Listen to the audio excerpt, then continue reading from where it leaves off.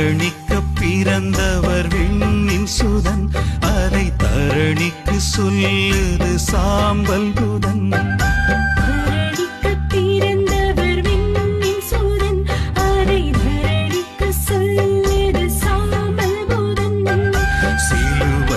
சாம்பல் நெற்றியிலே மர சிலுவை மரணம் வெற்றியிலே.